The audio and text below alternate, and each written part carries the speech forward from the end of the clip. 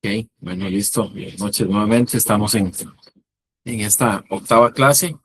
Hoy vamos a hablar sobre un tema que tiene que ver, siguiendo con la línea que llevamos en la Biblia. Ya pasamos por los evangelios o el evangelio desde 4 puntos de vista, que se llamaba el tema. Hoy vamos a hablar sobre los hechos y las cartas que nos encontramos en la Biblia. Es la penúltima lección del módulo de bibliología. Después de hoy seguiría una lección que tiene que ver con el Apocalipsis y el cierre de esta clase, de este módulo, y luego ya entramos al módulo del Nuevo Testamento, Penta, como tal. Esta es la visión panorámica, recordemos, introductoria, y después vamos al detalle.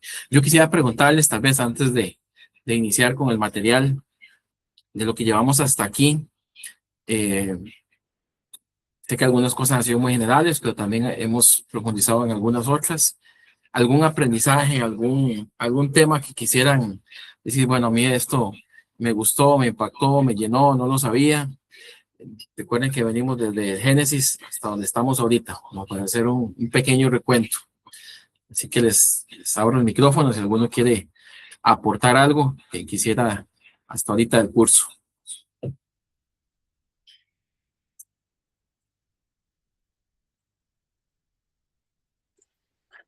¿Me escuchas ahí, Pedro? Ahí, Sebas, adelante. Bueno, no, digamos, desde mi parte, me gustó mucho la parte, igual como mi mamá le había hecho la consulta, bueno, había comentado lo de los salmos, no sabía que estaban divididos de esa manera. Y en general, bueno, pues todo, desde la primera lección, como usted explicó, cómo están distribuidos eh, los libros del Antiguo Testamento, los de que son de historia, todo me pareció súper interesante, la verdad. Gracias, Sebas. Qué bueno. También el mapa que utilizó, ¿verdad? Que nos explicó, digamos, desde dónde se fueron, cuando estuvieron cautivos en Egipto, el recorrido que hicieron, qué libros nos relatan de esa hazaña, digamos, y todo. Para el tema visual, digamos, fue muy interesante. Qué bueno, Sebas. Y no sé si te pasa ahora, viendo esto, cuando vas al texto, cuando vas a Éxodo, por ejemplo, ya uno pues se ubica un poco más, ¿verdad? Sobre lo que nos está narrando el libro. Sí, exactamente. Muy bien. Bueno, ¿alguien más? Si no, iniciamos.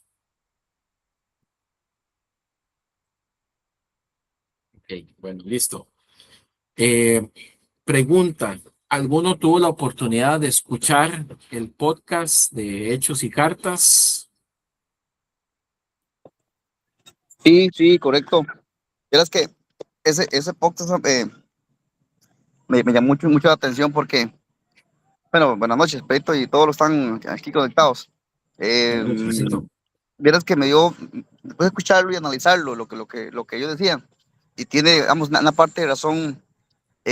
Uno como, bueno, al menos yo, siempre pues, sigo a Pablo después de la conversión, pero me puse a analizar que Dios tiene un plan tan perfecto, que él necesitaba a ese Pablo antes de la conversión para que para producir en los hijos de Dios, en aquel momento, los discípulos, una persecución, que eso habría aumentado la expansión del evangelio. ¿Por qué pasaría si no hubiera un Pablo que estuviera en ese momento persiguiendo a esa gente? Entonces, la gente, ¿qué pasaría? Vamos, hubiera sido igual el movimiento, ¿no? Entonces, me puse a pensar y hoy analicé todo el día sobre esa parte y yo, Dios a veces nos mueve, no sé, en la vida y a veces hay un plan hermoso que uno no conoce, uno no conoce y entonces, eh, y último sabe que Dios tiene el control de todo y ese podcast estuvo muy interesante en realidad. Bueno, qué bueno, qué bueno. Y justamente hoy vamos a detallar un poquito eso, porque así es. Dios está trazando una historia de la cual nosotros somos parte de esa historia y estamos en la etapa de la redención. Y qué lindo. Luisito, Campos. Sí, Pedrito, qué interesante todo lo que decían ahí, cómo explican cómo se dieron los hechos, ¿verdad? Y cómo Dios trabaja de tan distintas y diferentes maneras, pero que al fin y al cabo todo lleva a lo mismo. Y digo yo, bueno, bendito sea Dios en la generación que nos tocó a nosotros por toda la herramienta que tenemos. Claro. Para tener todo a la mano, pero al fin y al cabo también no me puedo imaginar el grado de dificultades que estaba pasando esta gente y lo mal que la tuvieron que haber pasado en muchísimas ocasiones. Pero qué interesante cómo se movía todo. Exactamente, como en medio de lo que parecía, perdón, una crisis, y lo era, Dios obra de formas maravillosas. Y bueno, hacia el final de hoy de la clase vamos a ver un poquito cómo impacta eso en mi vida, ¿verdad? Pero podría adelantarme y decir que así también Dios trabaja en nuestras vidas, a pesar de las adversidades, a pesar de las situaciones que parecen sin respuesta. Si confiamos, si somos obedientes, Dios va a orar. Bueno, muy bien. Fernanda, bienvenida. Saludos hasta Quito, Ecuador. Bueno, vamos a proyectar por aquí para iniciar nuestra clase.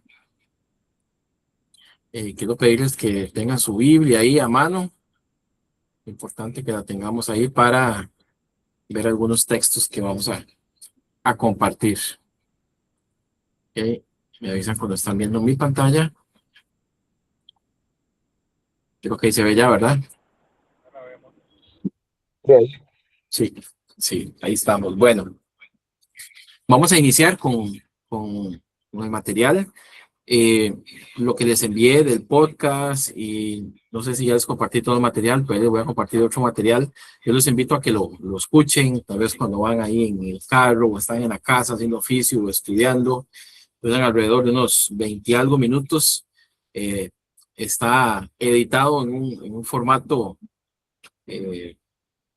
digamos, distinto, para que tenga como una trama especial, ¿verdad? Para captar un poquito la atención y darle un panorama distinto, tal vez no tan litúrgico, pero sí un poco más cotidiano.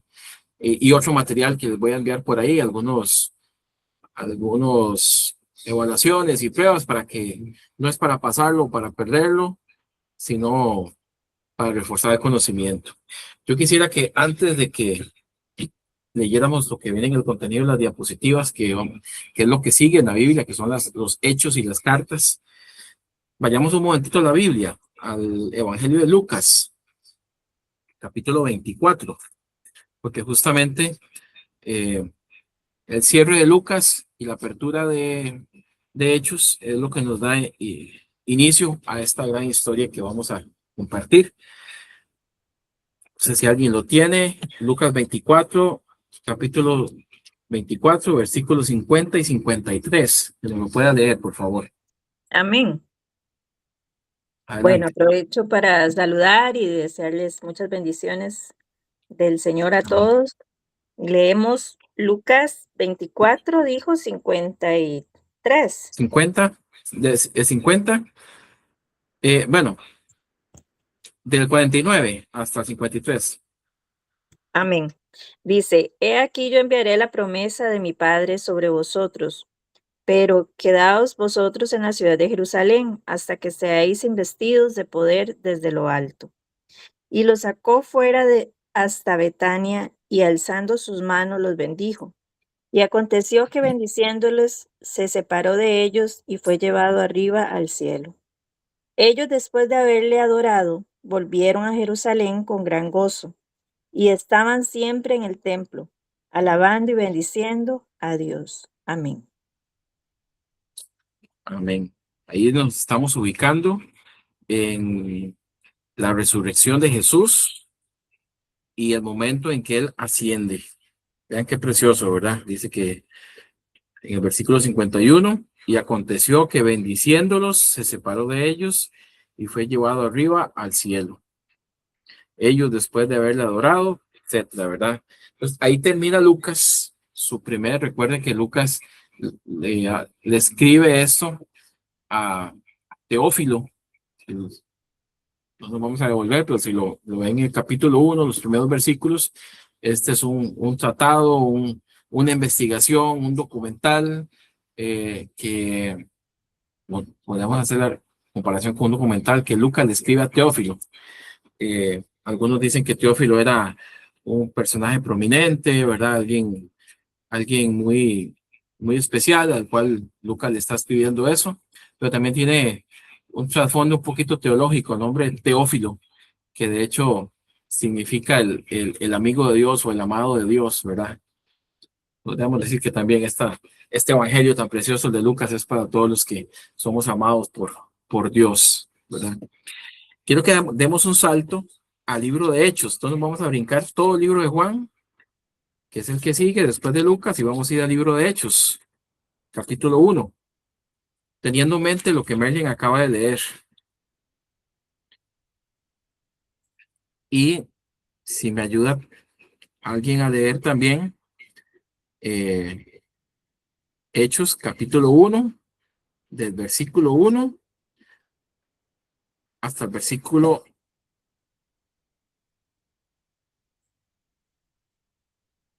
11.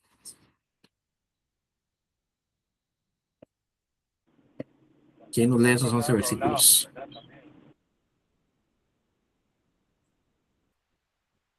Pero por favor, ya que yo, No todos, solo uno.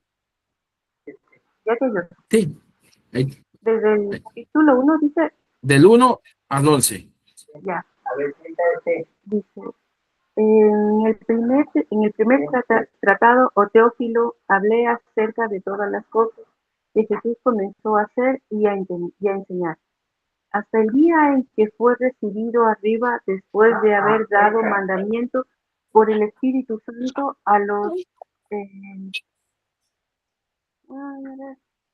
mandamientos por el Espíritu Santo a los apóstoles que había escogido, a quienes también después de haber padecido se presentó vivo con muchas pruebas indubitables, apreciándoseles durante 40 días y hablándoles acerca del reino de Dios.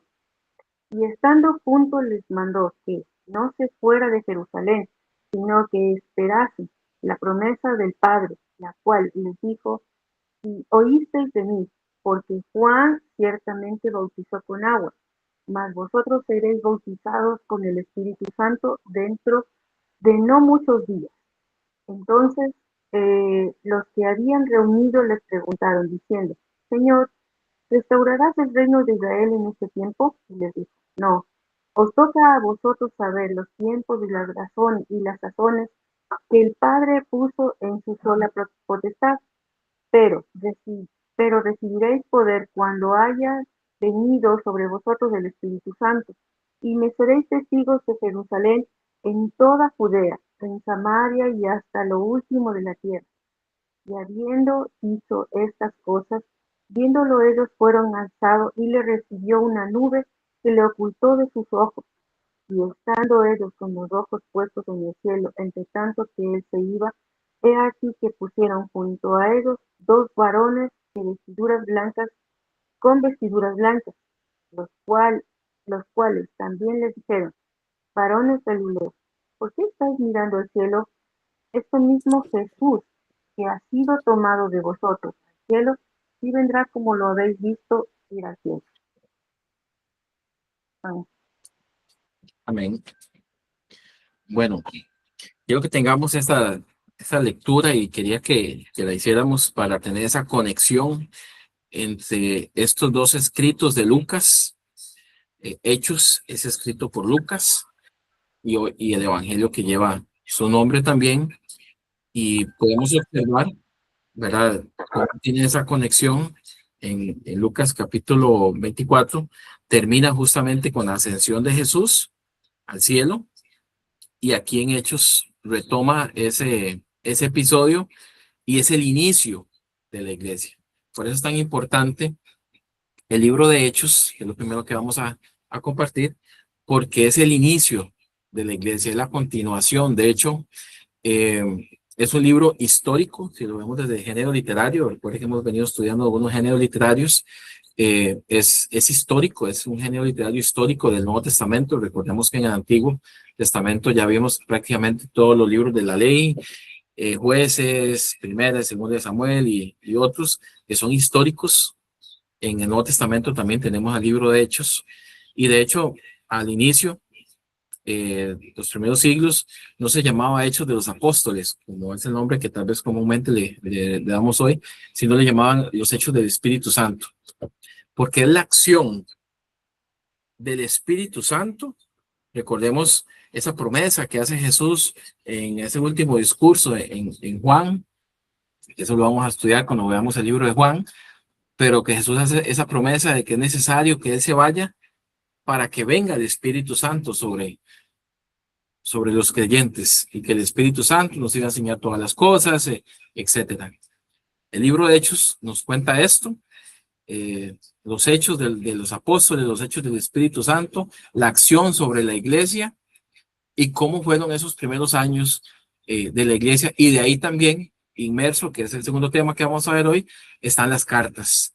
Sobre ese contexto de los viajes de Pablo, etcétera, es que aparecen las cartas, que lo vamos a ver ahorita, o la mayoría de las cartas. El libro de Hechos, pónganle mucha atención a estas cosas, porque ahorita vamos a hacer una pequeña dinámica, igual que la vez pasada. Bueno, hablando del autor, ya lo mencioné, Lucas, y es la segunda parte que podríamos decir de su tratado. Ver que en el capítulo 1 de Hechos, si tienen la Biblia a la par y ténganla ahí, por favor, ve que, como leyó Fernanda, dice: en el primer tratado, oh Teófilo, hablé acerca de todas las cosas que Jesús comenzó a hacer y a enseñar. Era un Jesús que hacía y enseñaba, enseñaba y hacía, ¿verdad? Y va dirigido a Teófilo. Nos encontramos también en el capítulo 1, versículo 8, el panorama del libro. Esto es como la ruta cuando a usted le envían la dirección por Maps o por Waze. Y lo vemos en el versículo 8, entonces lo vamos a leer por aquí. El programa de Hechos, todos los 28 capítulos que nos vamos a encontrar del libro de Hechos, y lo veremos en detalle cuando estemos estudiando propiamente el libro. Esto es una vista de pájaro, desde arriba, un panorama general, pero se desarrolla en estos escenarios. Vamos a leer el versículo 8 de Hechos 1 y dice así, ahí está en la pantalla también: pero recibiréis poder cuando haya venido sobre ustedes el Espíritu Santo, y me seréis testigos. Y vea que ahí está resaltado en más grande, vea la ruta: Jerusalén, en toda Judea, en Samaria y hasta lo último de la tierra. Y esto es muy importante, esta comprensión, para cuando vamos a estudiar el libro de Hechos, cuando nos acercamos al texto, los acontecimientos que se empiezan a desarrollar acá. Podría tener incluso un trasfondo simbólico, incluso podríamos decir hasta espiritual para nuestra vida. Pero Jerusalén, número uno, que es lo primero que Jesús les dice, donde vamos a ser testigos. La iglesia ha sido llamada para ser testigo de Jesús. ¿Qué vamos a testificar? Lo que hemos visto y oído. De hecho, el apóstol Pedro lo dice, lo que es en el capítulo 4. Nosotros no podemos dejar de decir ni testificar lo que hemos visto y oído. Entonces, número uno, lo vamos a encontrar los primeros capítulos del libro de Hechos, casi que desde el 1 hasta el 8, se centran en los acontecimientos que pasan en Jerusalén. Como Jesús lo había dicho, van a ser testigos primero en Jerusalén. Ese es como el punto de partida. Podríamos decir que incluso Jerusalén es mi casa, trayéndolo a como una aplicación personal, pastoral. Jerusalén es mi casa, mi núcleo, mi gente cercana. Luego dice, como lo vemos ahí en el versículo 8, dice Judea. ¿Qué era Judea? Judea era como decir la provincia, la región a la cual pertenecía Jerusalén, de la cual incluso el rey Herodes era el gobernante de parte de esa región, y también estaba gobernada obviamente por por los romanos en su momento, en los tiempos de Jesús, por Poncio Pilato. Entonces, ¿qué representa Judea? Una región cercana. Ya no voy a estar solamente en mi núcleo, sino que voy a salir, voy a compartir, en este caso, el mandato de ser testigo también en mi región cercana. Si lo traemos pues, el curso no es de carácter devocional, pero si lo traemos a nuestra vida, bueno, ¿quién es mi gente cercana? Trabajo, amigos, familiares, primos, alguien que ya usted tal vez tenga en su mente. Bueno, ahí hay que ser testigo de Jesús, porque para eso Jesús nos dio su Espíritu Santo, para eso nos dio el poder. La palabra griega que traduce poder es dunamis, de ahí viene la palabra dinámico, dinamita incluso, ¿verdad? Alguien que tiene poder, que es dinámico. Para eso nos ha dado el Espíritu Santo el Señor. Luego la tercera cosa que les dice es en Samaria. Samaria, como lo pueden ver y escuchar tal vez en el podcast, lo que nos invita es a cruzar los límites. Samaria era una región donde había conflicto entre judíos y samaritanos. Judíos y samaritanos no se llevan. Por eso cuando vayamos a la lectura, por ejemplo, en Juan capítulo 4, hace sentido que Jesús pasa por Samaria y dice que judíos y samaritanos no se llevan. Había un conflicto étnico, religioso, político, cultural, que podríamos detallar en otro momento, pero no se llevaban. ¿A qué invita esto? El libro de Hechos, a cruzar los límites. Y lo vamos a ver, incluso un personaje que usted se puede encontrar en el texto que se llama Felipe, fue llevado a Samaria a predicar.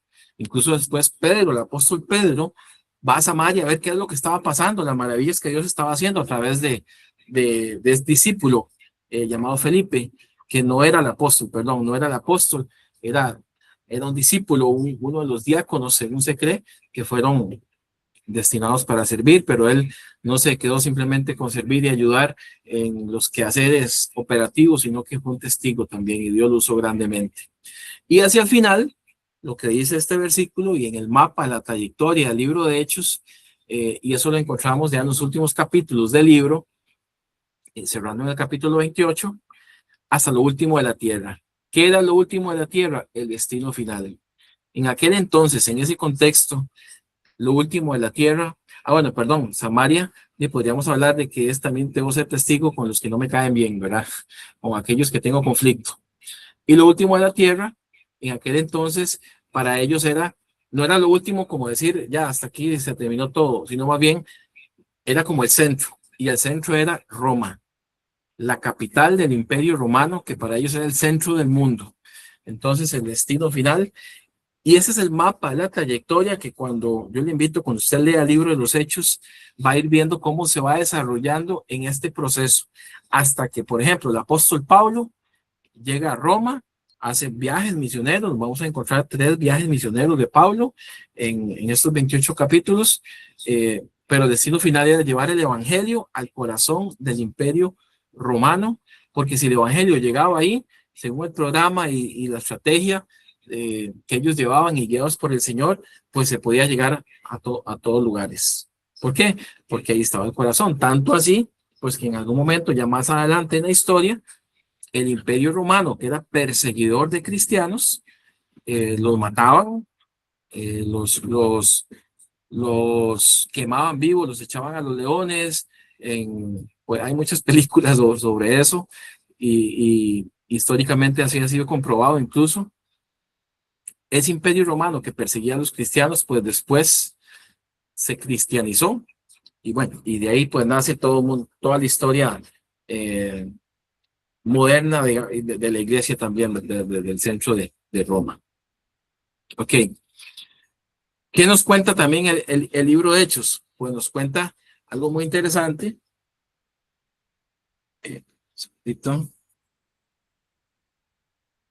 Muy interesante, que es un poco el liderazgo que nos muestra. Si vemos del capítulo 1, incluso en adelante, hasta el capítulo 12, la figura predominante es Pedro, el apóstol.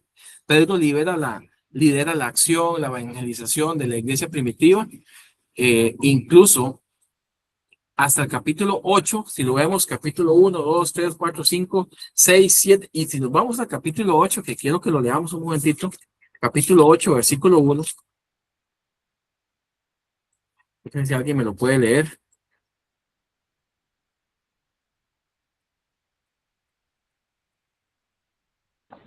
Oye, ahí, O- Adelante.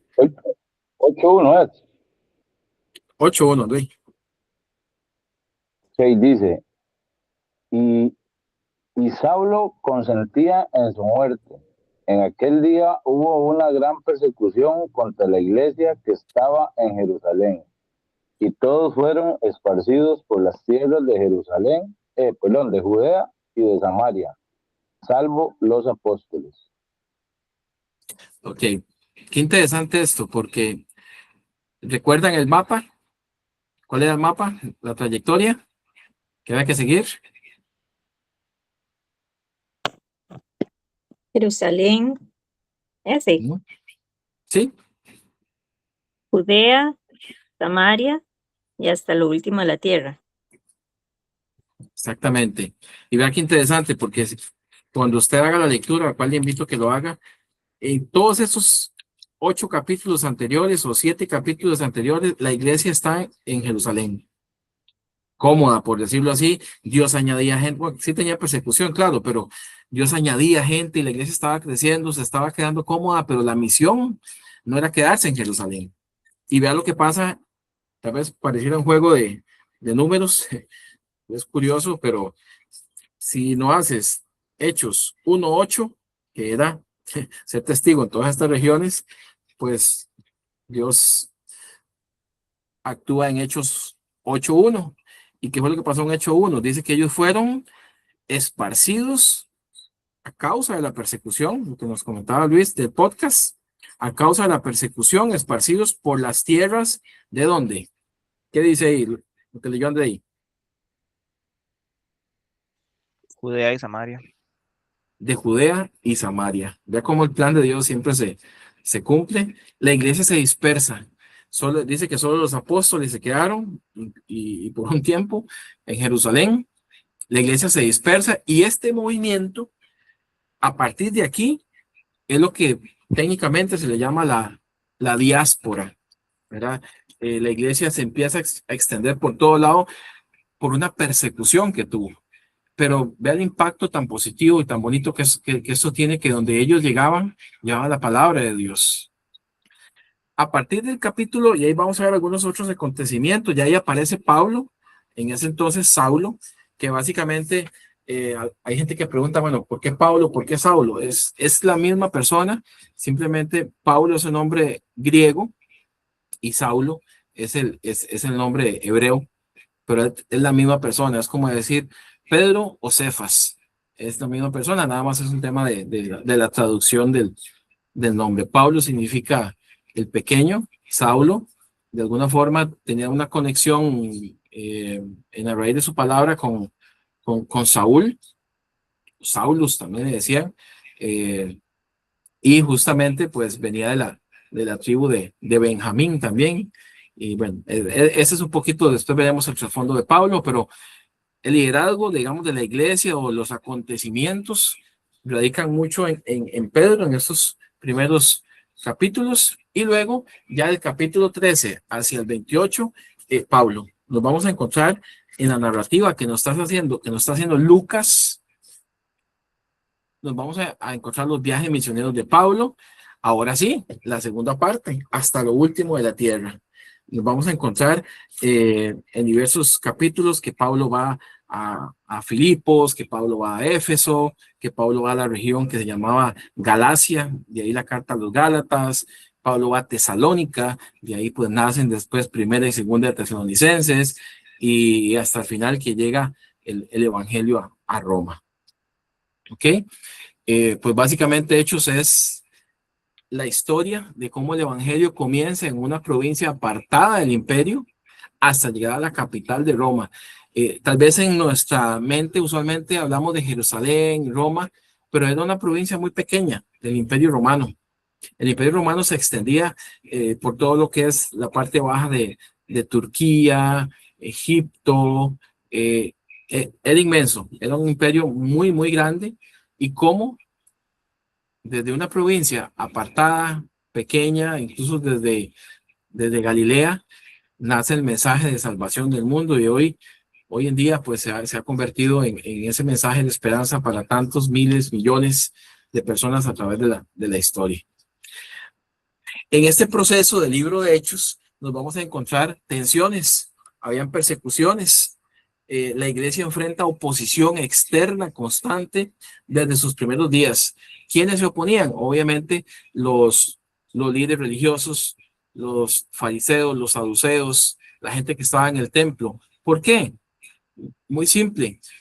Parte del mensaje o el mensaje de Jesucristo es que ya Él era el Cordero, era el sacrificio único y suficiente. Ya no había que hacer más sacrificios en el templo. Eso obviamente les traía a ellos un contraste grandísimo porque tanta gente, cientos o miles, estaban convirtiendo a este mensaje de Jesús y entendiendo el mensaje, que entonces ya no iban al templo a hacer su comercio, a comprar los cabritos, las ovejitas para los sacrificios, y obviamente esto generaba persecución, y ellos no querían o no entendían el mensaje que se les estaba dando. Había tensiones internas también, lo encontramos en el libro de Hechos, surgen discusiones teológicas sobre la naturaleza de la fe y la práctica, ¿como cuáles? Bueno, recuerden que ellos eran judíos, o sea, los apóstoles eran judíos, ellos tenían una serie de ritos o de reglas que venían desde la ley de Moisés, como cuáles.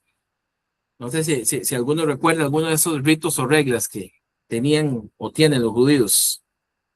¿Alguien puede mencionar uno o dos? Otra vez la pregunta. Que se sepa.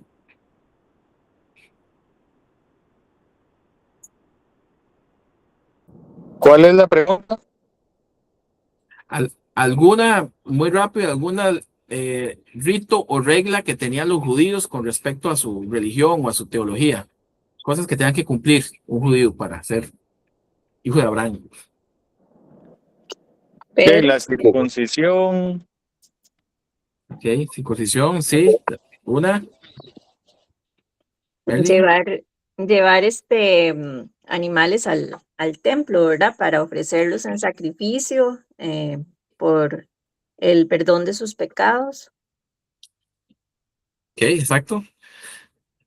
Tenía que cumplir un montón de ritos, rituales que tenían que ver con la circuncisión, con los sacrificios, con cómo se lavaban las manos, con qué comían, si guardaban el sábado, si no guardaban el sábado, y cómo iban a, por ejemplo, el evangelio se empezó a extender. Tal vez un judío eso lo podía entender. Los judíos lo guardaban. Jesús, que fue judío, lo guardó. Pero ¿cómo le iba a usted a decir eso a un griego, a un cristiano recién convertido en Éfeso? Ese tipo de tensiones se empezaban a generar y a haber discusión, porque entonces le llevamos el mensaje de Jesús, pero tiene que circuncidarse, tiene que hacer este montón de rituales. Entonces Pablo y la gente que acompañaba a Pablo, Bernabé y otros, empieza a decir, no, esto no puede ser, o sea, no podemos llevar el mensaje así, esa no es la esencia del mensaje. Y de ahí surge un acontecimiento muy importante que lo encontramos en Hechos capítulo 15, que le llaman el famoso concilio de Jerusalén. Es un momento decisivo para definir la identidad de la iglesia. Y ellos acuerdan cosas muy importantes. Tal vez si vamos al texto un momentito, en Hechos capítulo 15. Creo que don Jairo tiene la mano levantada. Perdón, adelante, Jairo. No lo vi. Sí, nada más como comentario que las leyes de la ley mosaica, ¿verdad? Se dividían en tres: leyes ceremoniales, leyes civiles y leyes morales. Exactamente. Gracias, Jairo. Si tienen Hechos 15, por ejemplo, una de las resoluciones que ellos toman, todo el capítulo 15 habla de esto, pero si vamos tal vez al versículo 28, ¿alguien me puede leer el versículo 28 en adelante? Yo le digo hasta dónde. De Hechos 15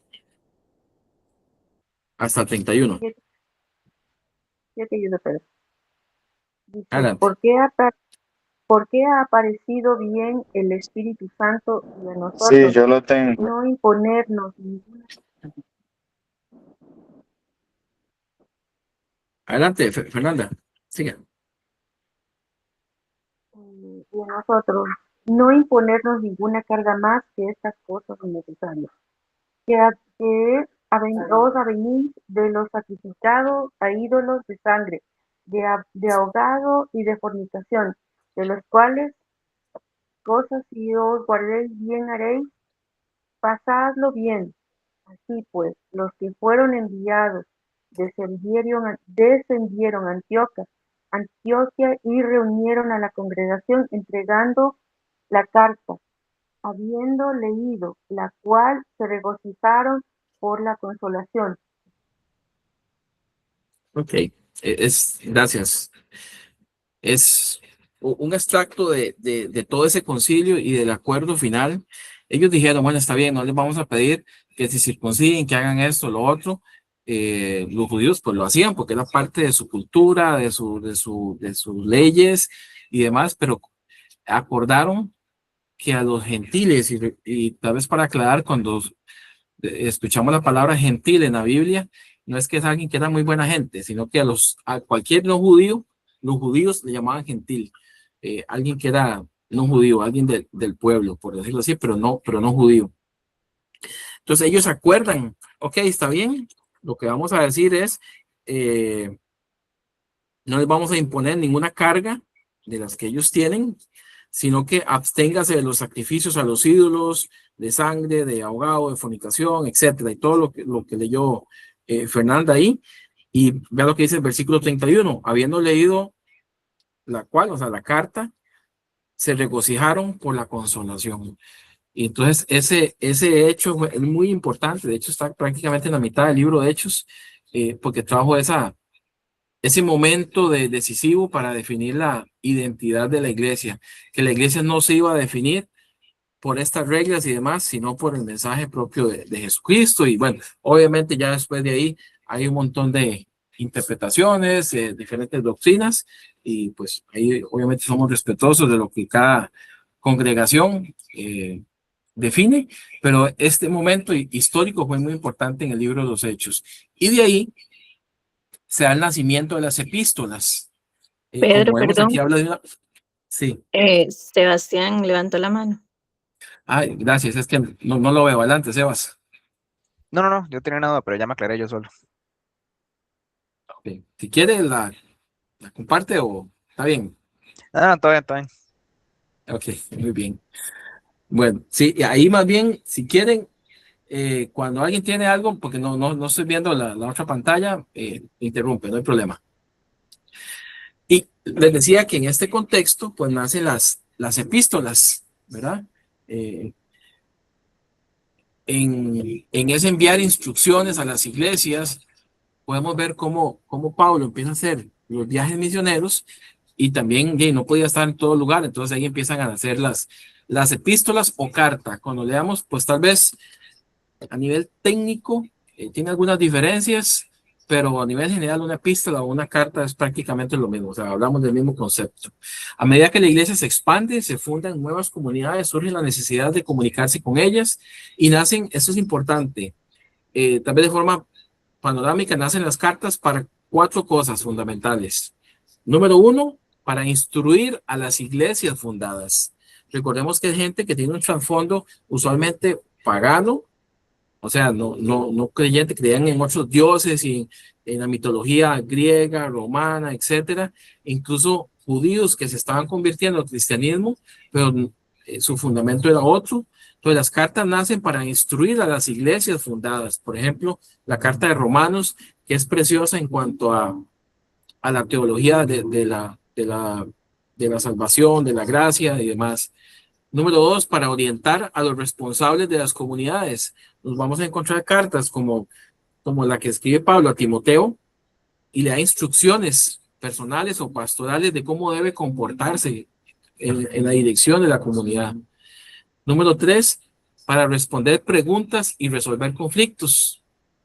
Por ejemplo, en la carta a los Corintios, esto lo vemos muy claramente cuando Pablo le llega una información, dice de Cloé, posiblemente a una familia, a un grupo, etcétera, de que había disputas entre los corintios en esa comunidad cristiana, y Pablo, a través de una serie de instrucciones, empieza a tratar de resolver esas preguntas y esos conflictos.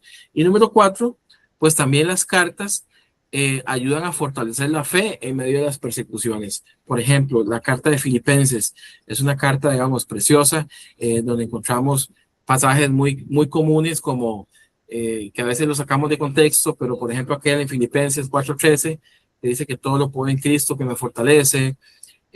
También el que dice que por nada estemos afanosos, sino que presentemos, está en Filipenses también, nuestras peticiones delante del Señor y etcétera. Entonces, número 1, para instruir a las iglesias fundadas. Número 2, para orientar a los responsables de las comunidades. Número 3, para responder a preguntas y resolver conflictos. Y fortalecer, número 4, la fe en medio de las persecuciones.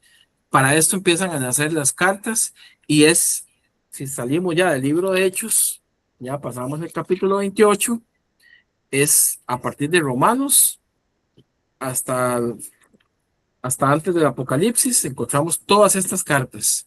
Tenemos algunos autores, por ejemplo, tenemos al apóstol Pablo, que fue el autor que tiene más cartas. Tenemos a Pedro, donde encontramos a primera y segunda de Pedro. Tenemos a Juan, que ahí encontramos primera, segunda y tercera de Juan. Es importante aclarar porque a veces, no sé si a ustedes les pasa en sus congregaciones, uno se confunde un poquillo. Ahora a veces cuando dicen Juan capítulo 3, verso tal, y uno se va a las cartas de Juan, o al revés, cuando dicen primera de Juan, segunda de Juan o tercera de Juan, según se cree, lo mayormente aceptado es el mismo autor. Se le llama la literatura joánica, que está el Evangelio, estas 3 cartas y el Apocalipsis, pero el Apocalipsis lo vamos a dejar para después. Tenemos a Santiago o Jacobo, tenemos una carta ahí, se le asigna, digamos, a Santiago uno de los hermanos o medio hermanos, como quieran llamarlo, de Jesús. Hay debate en esto, pero lo mayormente aceptado es que sí era uno de los hermanos o medio hermanos de Jesús. Judas también, Judas es importante, no es Judas, obviamente, el traidor, ese se ahorcó, como lo dice el texto bíblico. También se asocia a uno de los hermanos o familiares de Jesús. Es una carta pequeñita, y hay algunas cartas desconocidas, por ejemplo, Hebreos. Hebreos, hay mucho debate sobre quién es el autor. Algunos dicen que es Pablo, algunos dicen que no, pero bueno, se tiene como un autor anónimo. Ahí veo una mano levantada, o es que quedó levantada hace un rato. No. Ok. Bueno, ya para ir finalizando un poquito esta parte, nos encontramos diferentes tipos de cartas. Hay cartas que van dirigidas a las iglesias.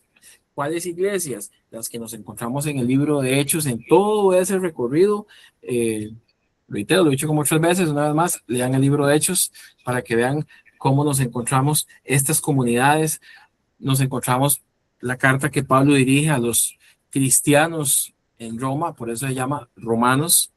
Nos encontramos las cartas que Pablo dirige a los cristianos que estaban en Corinto, que era una región de la parte, si usted busca el mapa, en la parte baja, lo que es Turquía, por eso se llama carta a los Corintios. Nosotros tenemos primera y segunda de Corintios, pero parece que hubo una tercera, incluso hasta 4ª carta, bueno, que al final no llegó a nosotros, y las que tenemos es primera y segunda. Tenemos la carta a los Gálatas. Gálatas, usted no va a encontrar tal vez un pueblo que se llame Gálata, sino llamada una región que llamaban Galacia.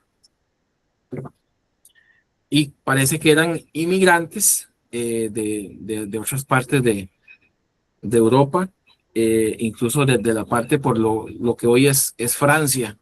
De ahí no sé si han escuchado que a los franceses le dicen los galos, porque era como una colonia antigua que se vino para esa región, y de ahí los Gálatas. Éfeso, encontramos la carta a los Efesios.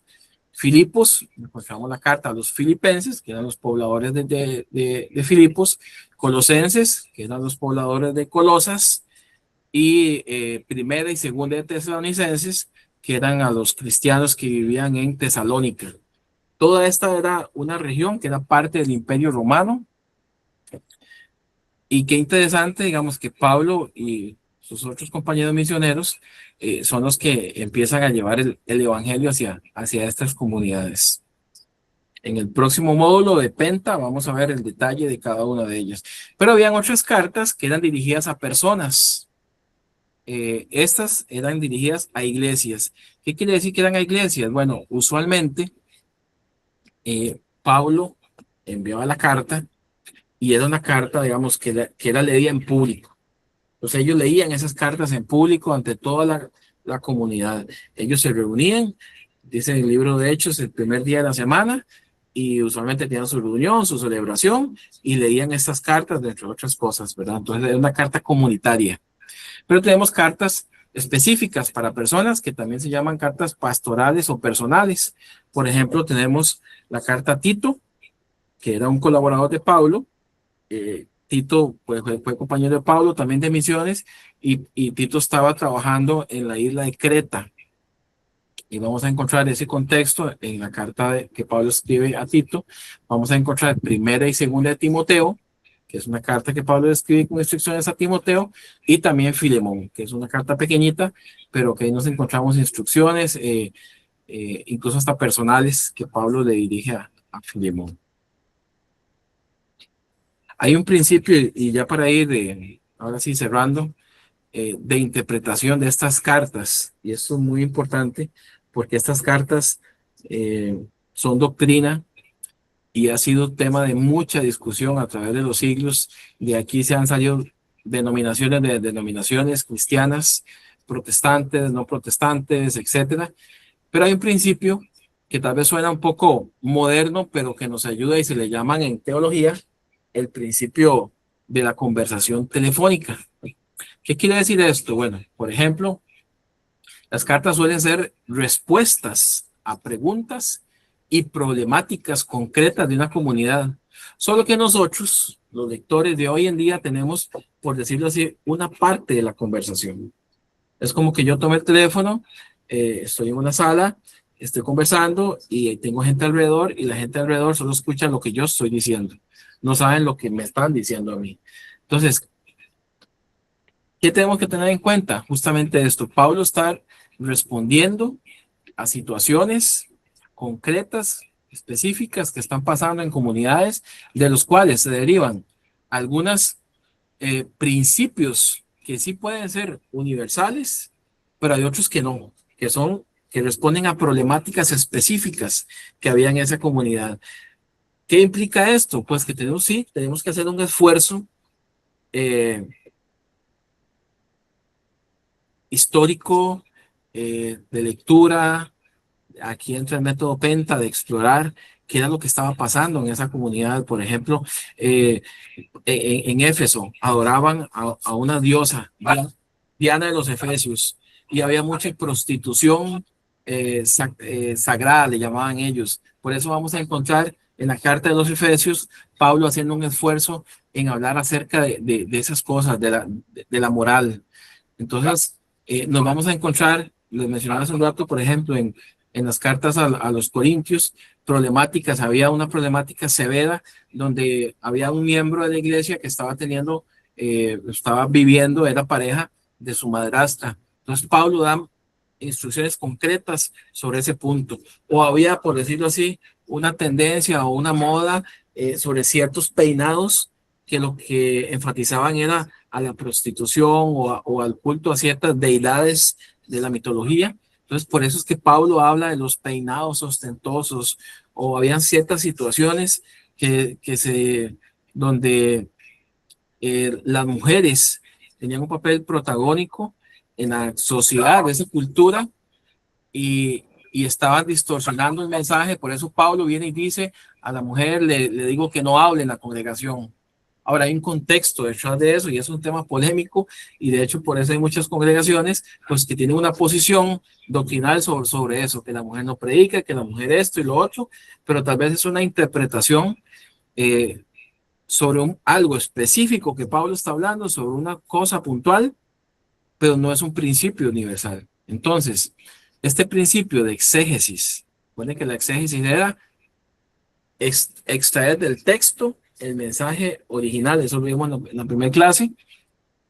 Es importante hacer este trabajo de investigación para poder discernir o inferir qué es lo que está sucediendo alrededor. Vamos a cometer errores posiblemente, pero es mejor hacer este esfuerzo de búsqueda de información, de contextualizarnos para no tomar decisiones o interpretar un texto fuera de su contexto. Porque como dice el refrán, un texto sin contexto es un pretexto. Entonces, pues, como lo decía, ¿verdad? Nosotros solo tenemos un lado de la conversación y es importante conocer ese contexto de los primeros destinatarios. A veces nos vamos a encontrar un Pablo más firme de lo normal, entonces como da la impresión de enojado, habla de que si incluso yo los corrigiera con vara, o sea, como que si los fuera en nuestro contexto hoy a cinchonear, ¿verdad? A veces más amoroso, pero solo escuchamos esa parte, ¿verdad? La conversación telefónica, así que tenemos que inferir por qué se escribe lo que se escribe y hacer ese esfuerzo, pedir dirección al Señor y obviamente estudiar. Eso es muy importante, siempre los contextos. Y obviamente pues buscar fuentes que sean fiables. Ya esta parte lo que nos dice es no universalizar las epístolas. Cuidado, estas cartas se escribieron a comunidades particulares. No debemos universalizar o sistematizar todas las epístolas sin ese discernimiento, sin esa búsqueda. Y es importante reflexionar y distinguir entre los principios que se enseñan en las cartas y las cuestiones concretas, lo que mencionaba, que son para esa comunidad en específica. Por ejemplo, nos encontramos creo que es en 2 de Timoteo, que Pablo le dice a Timoteo que le mande el capote y los rollos y los pergaminos. ¿Qué mandamiento tiene eso para mí? No, ninguno. Es parte de la narrativa y es una situación concreta en ese momento, ¿verdad? ¿Cuáles Pedro, otros principios sí puedo encontrar? Sí, adelante. e incluso me parece que hay una carta donde el apóstol Pablo habla de un miembro en especial.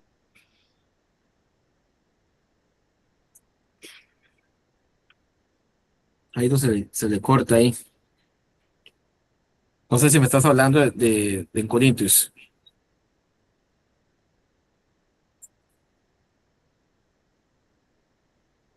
Jairo, tú que viene en carretera, se le fue la señal, Jairo, no lo escuchamos. Y dice que lo expulsen de la iglesia, si no me equivoco, ¿verdad? ¿Recuerdan? Sí, sí, claro, no sé si es primero o segunda de Corintios, Por creo que es ejemplo, primera.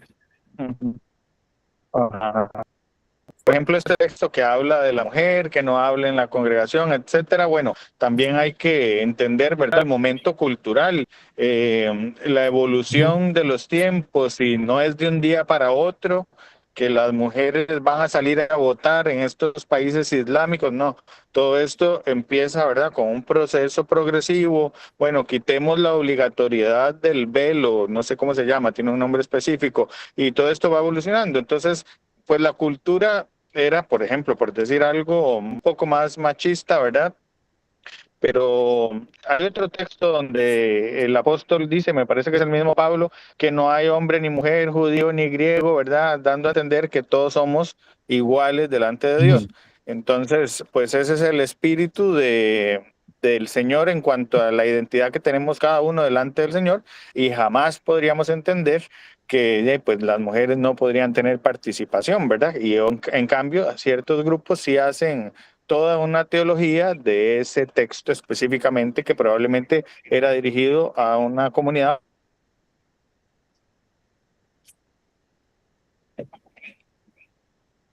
por una situación especial. Sí, exacto.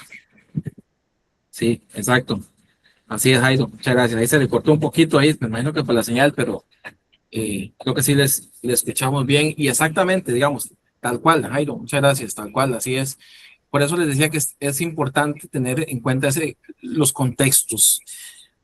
Y eso lo hemos estado hablando y es algo que yo resalto mucho y en mi estudio personal propio, incluso en los devocionales, siempre el contexto es muy importante para no sacar un texto, ¿verdad? Y al final puede decir lo que sea si no lo contextualizamos.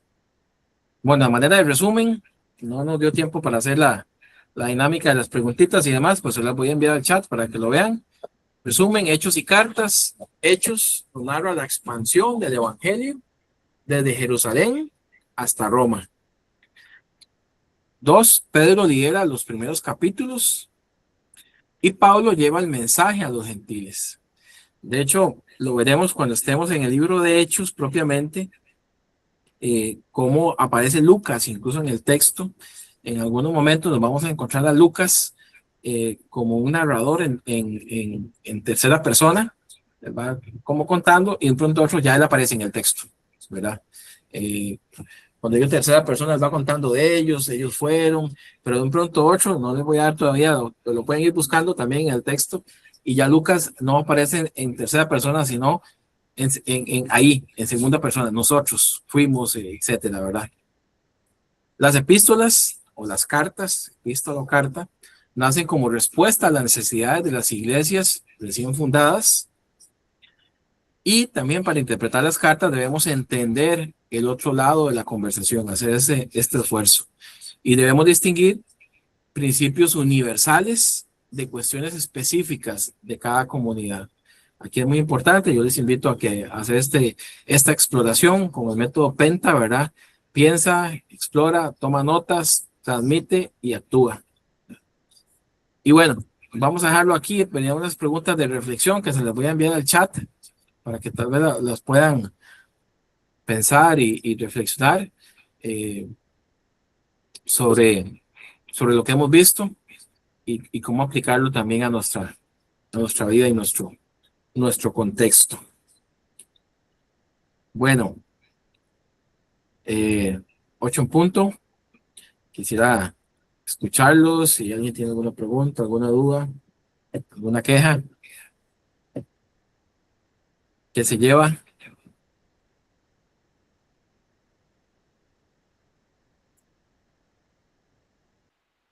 Yo pienso que nos llevamos aprendizaje. Muy bien, gracias. Bueno, el objetivo de esta clase era dar ese panorama sobre hechos y las cartas. Luego ya veremos el detalle, carta por carta, en el siguiente módulo. Pero lo que quiero es que cuando se acerquen al texto, y siempre hago esta invitación en todas las clases, acérquense al texto bíblico, que no sea nada más el día que van al culto, los que son católicos, el día que van a la misa, nada más. Acerquémonos todos los días al texto. Y lo importante es cuando usted le dicen, bueno, vamos a buscar Gálatas capítulo 2, ya usted sabe que es una de las cartas que Pablo escribe, etcétera. Entonces nos da mayor contexto de lo que estamos. Bueno, listo, respetando el tiempo y agradeciéndoles su participación, estamos hasta aquí. Estén atentos al chat, ahí les voy a pasar materiales de complemento y muchas gracias. Nos vemos, si Dios lo permite, el próximo miércoles con la clase del Apocalipsis, panorama general del Apocalipsis. Dios les bendiga a todos y que pasen una linda noche. Buenas noches. Gracias, bendiciones. Pedrito. Buenas noches, bendiciones. Bendiciones a todos.